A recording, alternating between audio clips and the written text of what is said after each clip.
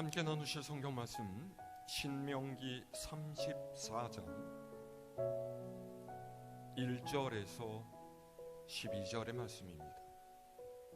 구약 성서 318면입니다.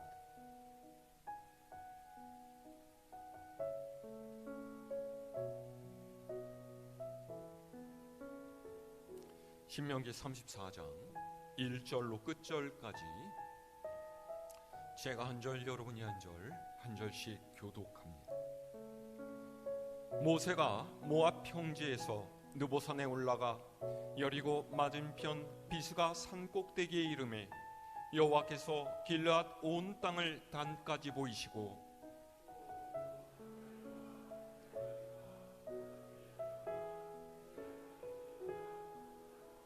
네겝과 종려나무의 성읍 여리고 골짜기 평지를 소알까지 보이시고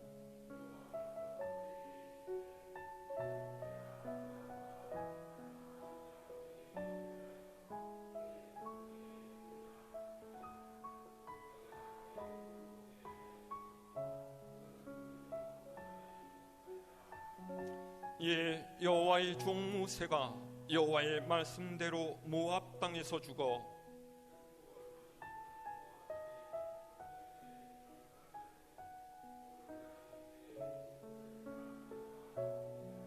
모세가 죽을 때 나이 120세였으나 그의 눈이 흐리지 아니하였고 기력이 쇠하지 아니하였더라.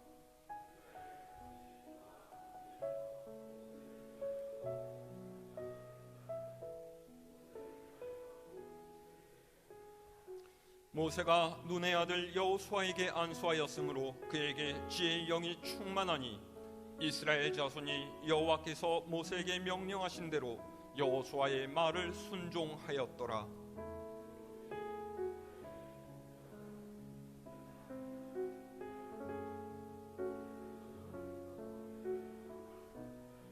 여호와께서 그를 애굽 땅에 보내사 바로와 그의 모든 신하와 그의 온 땅에 모든 이적과 기사와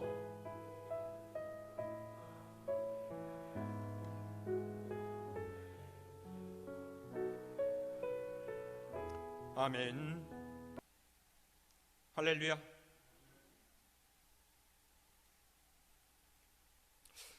예수님께서 이 땅에 오시기 전에 구약의 역사를 살펴보면요, 하나님을 섬기며 그분과 대화하고 친밀한 관계를 나누었던 인물들이 꽤 많았죠. 하나님께서 그분의 친구로 삼으셨던 아브라함도 있었고요, 하나님께서 내 마음에 합한 자라고 칭찬하셨던 다윗도 있었고요, 하나님의 말씀을 들으면서 그 말씀을 백성들에게 전했던 엘리야를 비롯한 수많은 선지자들도 있었지만은 그 중에 단 한 사람을 꼽아라 라고 한다면 가장 두드러지는 인물은 바로 모세입니다.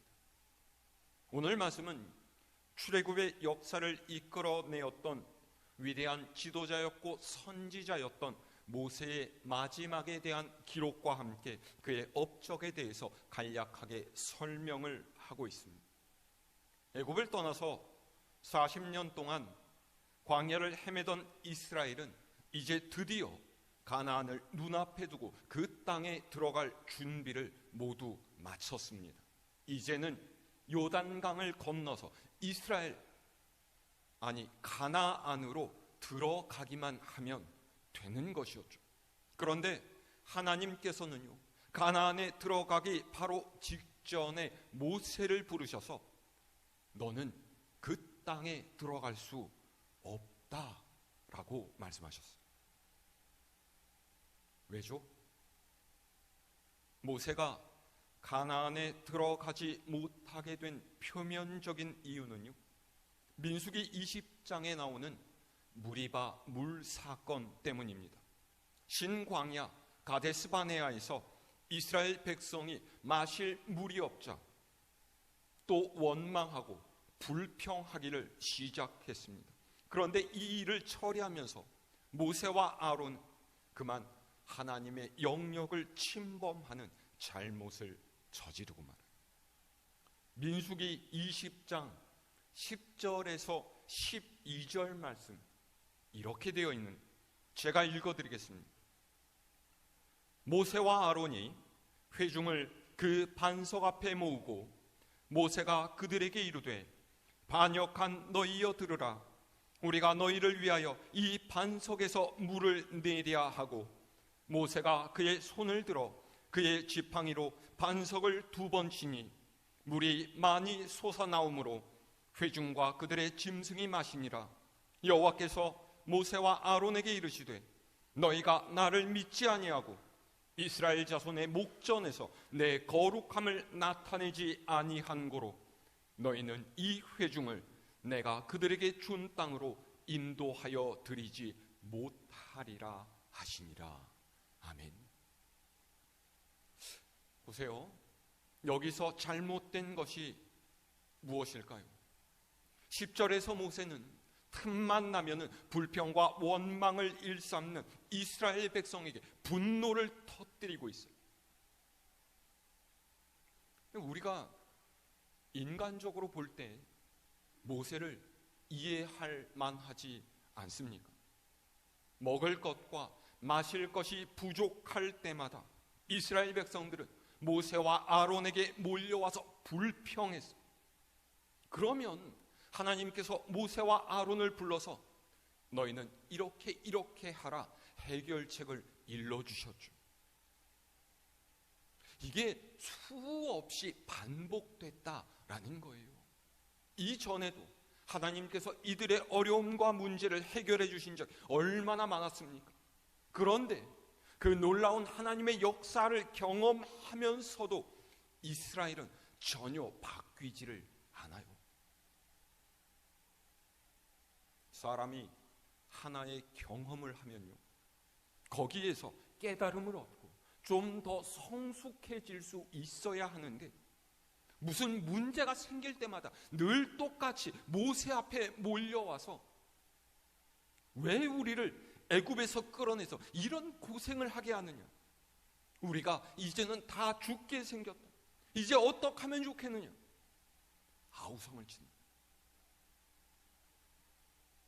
모세와 아론이 하나님 앞에 엎드리자 하나님께서는 모세에게 너는 지팡이를 들고서 반석 앞에 명령해서 물을 내도록 해라 말씀하셨어요. 그리고 모세와 아론이 다시 백성들에게 돌아왔을 때에도 이스라엘 백성들은 불평하기를 그치지 않고 있었어요. 이 모습을 보니까 모세가 지긋지긋한 거예요. 넌덜머리가 나는 거죠. 그래서 꾹꾹 눌러두었던 화가 폭발했어요. 야, 이 파렴치한 것들아, 문제만 생기면 몰려와서 우리를 원망하고 하나님께 반역하기를 일삼는 너희 같은 종자들 위해서 우리가 이렇게 물을 내야 되겠느냐. 자, 얘다, 너희가 바라는 물이다. 그러면서 바위를 내리셔서 물을 낸 거죠. 문제는 여기서 하나님의 영광이 드러나지 않았다라는 거예요. 이스라엘 백성이 모세와 아론을 향해서 원망과 불평을 쏟아내고 바위를 내리쳐서 물을 내도록 하게 한 이는 모세였지만은 그 일을 이루신 이는 누구십니까? 하나님이시죠. 그러면 모세는 마땅히 하나님께서 너희를 위해서 이렇게 하셨다라고 말을 해야만 했는데, 화를 못 이긴 모세는 하나님께서 하셨다라는 말을 하지 않아요. 그러니까 이것을 이스라엘 백성과 자신의 일로 만들고 하나님을 여기서 배제시켜버리는 거죠. 사실 모세가 의도적으로 무슨 뜻이 있어서 이렇게 하지는 않았을 거예요. 그런데 어찌했든 일은 이렇게 되어버렸고, 여기에 대해서 하나님께서는 모세와 아론에게 책임을 물으셨죠. 그래서 너희는 이 백성과 함께 가나안에 들어갈 수 없다 말씀하셨어요. 자, 다시 오늘 말씀으로 돌아와서요, 1절에서 3절 말씀 다시 함께 읽어볼까요? 시작. 모세가 모압 평지에서 느보산에 올라가 여리고 맞은편 비스가 산 꼭대기에 이르매 여호와께서 길앗 온 땅을 단까지 보이시고 또 온 납달리와 에브라임과 므낫세의 땅과 서해까지의 유다 온 땅과 네겝과 종려나무의 성읍 여리고 골짜기 평지를 소알까지 보이시고. 아멘. 1절과 3절은요 모두 같은 단어 하나로 끝나고 있어요. 뭐죠? 보이시고 라는 말이에요. 하나님께서는 모세를 데려가시기 전에 모세가 평생 꿈꾸어오고 들어가기 원했던 그 땅을 보여주십니다. 그런데 모세에게는 보는 것까지만 허락되었고요, 안타깝게도 가나안에 들어갈 수는 없었죠. 여러분, 얼마나 안타깝습니까? 출애굽을 하기 위해서 바로와 온 애굽에 맞서서 싸웠고 40년 동안 광야에서 이스라엘 백성의 불평과 원망에 시달리고, 그런 이들에게 하나님의 말씀을 전하면서 온갖 수고와 애를 써왔던 모세였는데 막상 그 땅을 눈앞에 두고 들어가지 못하는 거예요. 여러분, 이때 모세의 심정이 어땠는지 짐작하실 수가 있겠습니까?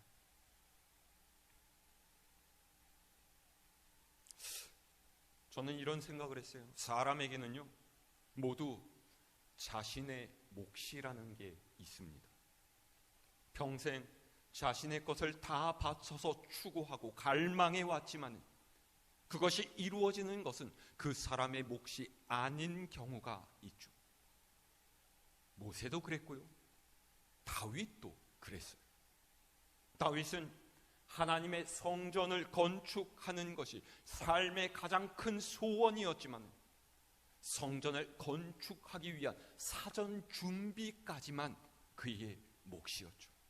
성전을 건축하고 완공한 것은 그의 아들인 솔로몬이었어요. 이처럼 자신이 가장 원하는 것이지만 그 이전 단계까지만 그 사람의 몫인 경우가 있습니다. 그러나 어떻게 하겠습니까? 사람이 아무리 애를 쓰고 노력해도 하나님께서 허락하시지 않으면 할 수가 없습니다. 하지만 그것이 무가치한 것은 아니에요. 하나님께서는 기초를 쌓는 그 역할도 중요하게 여기십니다. 어떤 일을 이룰 때 외형과 결과를 보면 그 일을 완성해서 마친 이들에게만 관심을 가지고 그의 업적을 기리는 경우가 많지만 그 일이 이루어지도록 힘쓴 이들 또한 완성한 이들 못지않게 중요한 이들이라는 것을 기억해야만 할 일입니다. 오늘 여러분은 어떻습니까? 밖으로 드러나 보이는 결과에 집착할 때, 마땅히 거쳐야 할 과정을 뛰어넘고 눈에 보이는 결과만을 내려고 하는 경우 우리에게도 있지 않습니까? 여러분은 일의 기초를 이루어가는 데 힘을 쓰십니까? 아니면 드러나 보이는 간판, 남들의 환호와 칭찬만을 바라면서 결과만을 얻기 위해서 힘쓰는 사람들입니까? 사람이 아닌 하나님 앞에 선 내 자신을 돌아볼 수 있어야 합니다. 비록 세상은 날 몰라줄지라도 하나님께서는 나를 기억하신다라는 것을 우리는 알아야 돼요. 그렇게 볼 때 하나님께서 가나안 땅을 모세에게 보여주신 것도 은혜라고 할 수가 있어요. 비록 그가 애써 왔던 일들을 완전히 마무리 짓지는 못하고 그 열매를 직접 맛보지는 못할지라도 결코 그 노력이 헛수고가 아니라는 것을 그의 눈으로 직접 보게 하신 것이죠. 하나님의 일에 힘쓴 이의 수고는 절대로 헛되이 돌아가는 일이 없습니다. 하나님의 선한 역사가 우리의 삶에도 이루어질 것을 믿으면서 날마다 충성을 다하며 힘쓰는 여러분 될 수 있기를 소망합니다. 자, 그 아래 4절 말씀 읽을까요? 시작. 여호와께서 그에게 이르시되 이는 내가 아브라함과 이삭과 야곱에게 맹세하여 그의 후손에게 주리라 한 땅이라. 내가 네 눈으로 보게 하였거니와 너는 그리로 건너가지 못하리라 하시매. 아멘. 사실 약속의 땅 가나안에 들어간다라는 것은요, 그 어떤 아무 땅을 취하는 것과 똑같은 의미가 아니에요. 그들의 조상 아브라함 때부터 하나님께서 줄곧 주셨던 약속이고요, 출애굽부터 지금까지 40년이라는 시간 동안 이스라엘 백성에게는 삶의 목적이 되어 왔던 거죠. 모세는 이 일을 위해서 평생을 노력했지만은 그 결과는 누리지 못한 채 이제 발길을 멈춰야 돼요. 하나님께서 너는 그리로 건너가지 못한다라고 말씀하셨을 때 얼마나 만감이 교차하고 한편으로는 하나님께 원망스러운 마음이 들었겠습니다. 그런데 우리 모두에게는요, 멈춰야 할 때가 있어요. 하나님께서 멈추라고 하시면 멈춰야 합니다. 언제나 거기서 조금만 더, 한 발자국 더 나아가려다가 문제가 생겨요. 많은 그리스도인이 인생을 실패하는 많은 이유가 바로 이런 부분입니다. 그들은 조금만 더 나아가서 건너가기를 원하죠. 조금만 더 나아가서 그것을 손에 쥐기를 원해요. 그런데 그것은 하나님께서 원하시는 바가 아니라는 거예요. 우리의 삶 속에도 멈춰야 할 지점을 알아야 됩니다. 어떤 때는 멈추지 못하는 그 마음이 단순히 개인적인 욕심이 아니라 진짜로 그 일에 대한 염려일 때도 있습니다. 하지만 그 염려조차도 내가 아니면 이 일이 해결되지 않는다라고 하는 또 다른 교만일 수 있어요. 하나님께서 멈추라고 하실 때 멈춰야 됩니다. 내가 멈추더라도 하나님께서는 그 일을 계획하신 대로 이루어가게 하셔요. 무엇보다 말씀에 순종하는 것이 하나님의 사람들이 가져야 될 삶의 원칙이고 태도라는 것, 여러분 잊지 마시기를 바랍니다.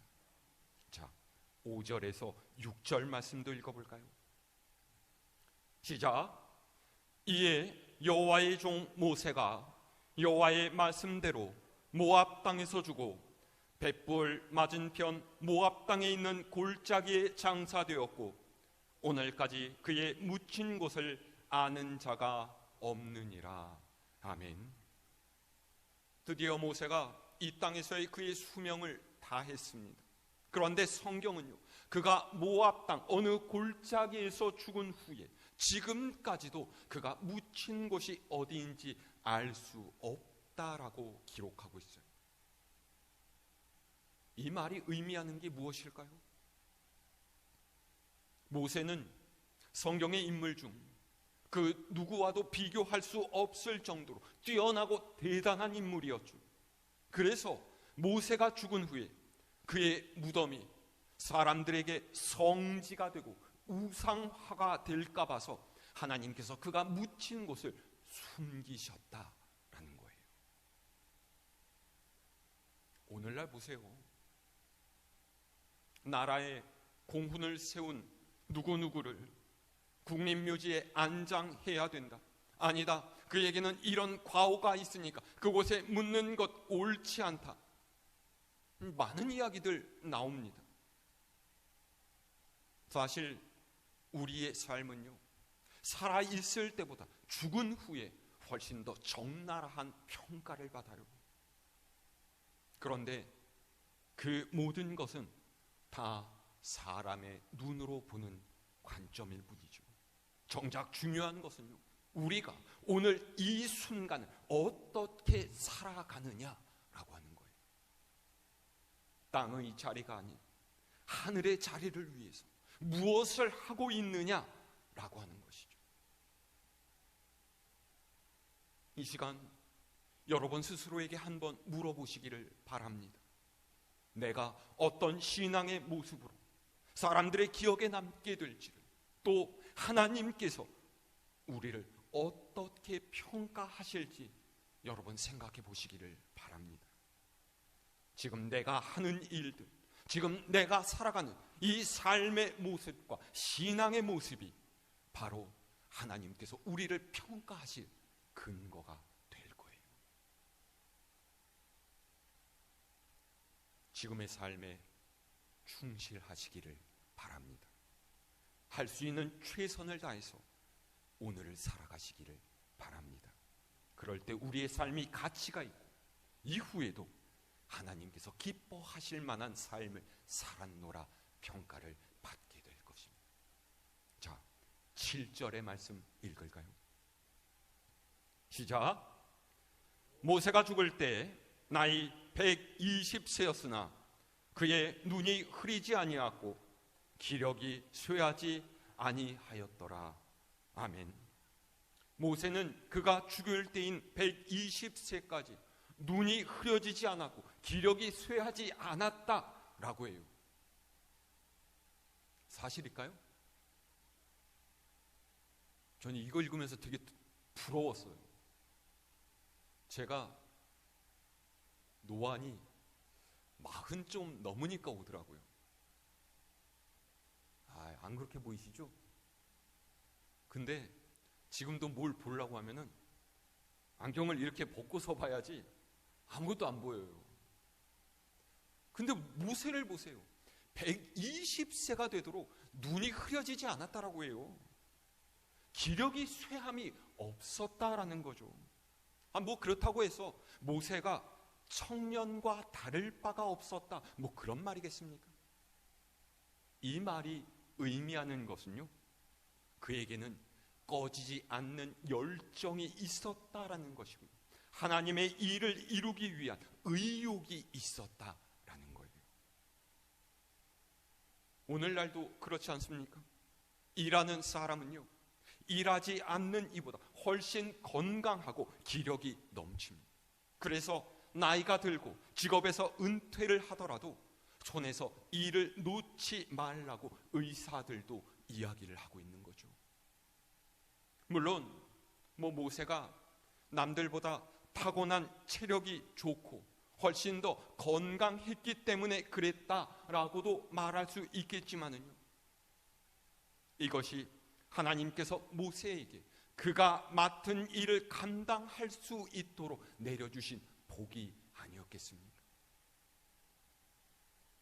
하나님께서는 우리가 사명을 다할 수 있도록 우리의 환경과 조건을 살펴주시는 분이신 줄로 믿습니다. 오늘날의 교회에서는요, 자꾸만 뒤로 물러나시려고 하시는 분들이 많아요. 이걸 영적인 조로증이라고 합니다.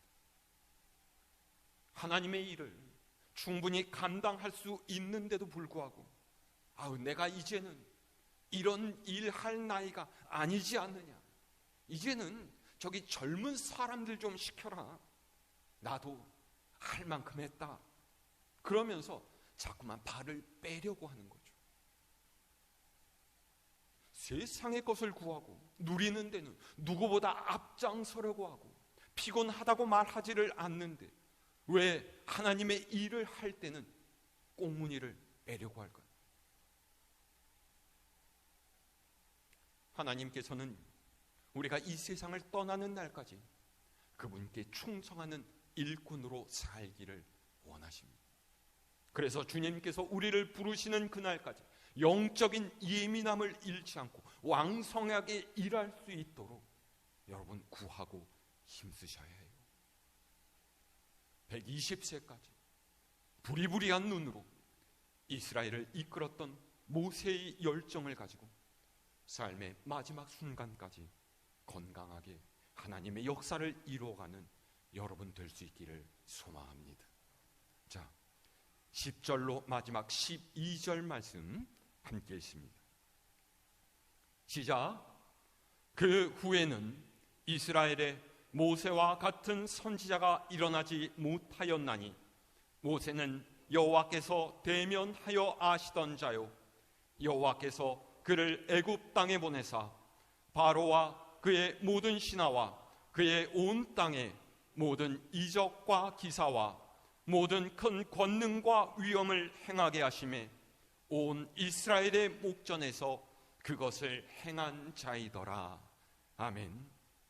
모세는 어떤 사람이었는지를 간추려서 이야기하고 있죠. 그는 무엇보다 하나님과 깊은 교제를 갖던 인물이었습니다. 그걸 잘 나타낸 말이 여호와께서 대면하여 아시던 자라는 표현이에요. 대면이라는 말이 무엇입니까? 얼굴과 얼굴을 맞대고 본다, 이런 뜻이잖아요. 물론 이 말이 모세가 하나님과 진짜로 얼굴을 마주 보면서 교분을 나누었다라는 뜻은 아닙니다. 하나님의 얼굴을 볼 수 있는 사람은 아무도 없어요. 죄성을 가진 인간이 그랬다가는 당장에 죽고 말기 때문이죠. 이 말은 그만큼 모세가 하나님과 친밀했고 하나님과 동행하는 삶을 살았다라는 거예요. 하나님께서 직접 모세를 보시면서 그분의 말씀을 일러주실 만큼 모세가 언제나 하나님께 묻고 구하며 그분과 가까이 지내기를 힘썼다라는 뜻입니다. 오늘 살아가는 우리도 이 사실을 기억해야 됩니다.